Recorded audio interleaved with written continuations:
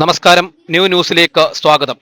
ദേശീയ വനമഹോത്സവത്തിന്റെ ഭാഗമായി കുളത്തൂപ്പുഴ വനം മ്യൂസിയത്തിൽ BMG ഹൈസ്കൂളിലെ വിദ്യാർത്ഥികളും അധ്യാപകരും PTA ചേർന്ന് ബോധവൽക്കരണ സെമിനാറും വനം മ്യൂസിയ പരിസരത്ത് വൃക്ഷത്തൈ നടീലും സംഘടിപ്പിച്ചു. VSS എക്സിക്യൂട്ടീവ് അംഗം കൈരളി അധ്യക്ഷത വഹിക്കുകയും VSS സെക്രട്ടറി പ്രഭാത് കുമാർ സ്വാഗതം ആശംസിക്കുകയും ചെയ്തു. കുളത്തൂപ്പുഴ DYRFO ശ്രീ സജിത് ചന്ദ്രൻ ഉദ്ഘാടനം നിർവഹിച്ചു. SFO Unnikrishnan, PTA president Shaiju Shagul Hameed, വിദ്യാർത്ഥി പ്രതിനിധി റൂഷ്ദ മുജീബ് എന്നിവർ സംസാരിച്ചു. മ്യൂസിയം സ്റ്റാഫ് അശ്വിനി നന്ദി രേഖപ്പെടുത്തി. പത്രത്തിലൊക്കെ വായിക്കാറില്ലേ, ഈ തിരുവനന്തപുരത്തൊക്കെ മഴ പെയ്തു കഴിഞ്ഞാൽ വെള്ളപ്പൊക്കമൊക്കെ ആയി ആൾക്കാർക്കൊന്നും നടക്കാൻ പോലും പറ്റാത്ത അവസ്ഥ വാർത്തയിലെ കാണാറുണ്ടോ? ഉണ്ടല്ലോ. എന്തുകൊണ്ടാണ് അങ്ങനെ സംഭവിച്ചത്? അതായത് പണ്ട് ഈ തിരുവനന്തപുരം ആയാലും കൊച്ചിയിലൊക്കെ ആയാലും ഒരുപാട് വയൽ പ്രദേശങ്ങൾ ഉണ്ടായിരുന്നു.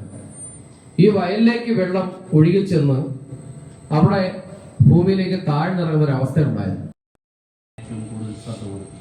നമുക്ക് ഇത്തരം സെമിനാറുകൾക്കൊന്നും കൂടുതലായി അവരെ ഇറക്കി വിടാറുണ്ട്. അതുകൊണ്ട് തന്നെയാണ് സാറുമായിട്ട് ആലോചിച്ചിട്ട് 9ഉം 10ലുമുള്ള കുട്ടികളെ ഈ ആവശ്യം ഉന്നയിച്ച ഉടനെ തന്നെ നമ്മൾ പറഞ്ഞു വിടുവാൻ തയ്യാറായി. മരങ്ങൾ മണ്ണൊലിപ്പ് തടയുകയും നിലനിർത്തുകയും ചെയ്യുന്നു. ജലചക്രത്തിൽ വനങ്ങൾ ഒരു പ്രധാന പങ്ക് വഹിക്കുകയും നമ്മുടെ ആവാസ വ്യവസ്ഥയുടെ ഈർപ്പത്തിന്റെ അളവ് നിയന്ത്രിക്കുകയും ചെയ്യുന്നു.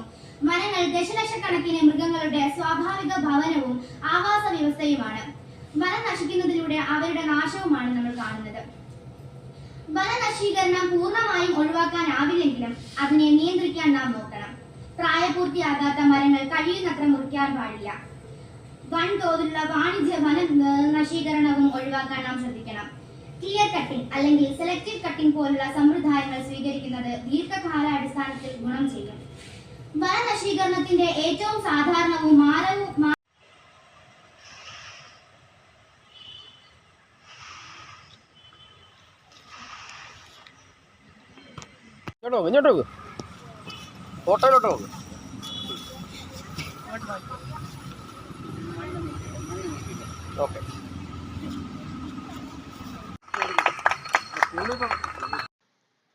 ന്യൂസിന് വേണ്ടി റിപ്പോർട്ടർ ശരത് കുളത്തൂപ്പുഴ.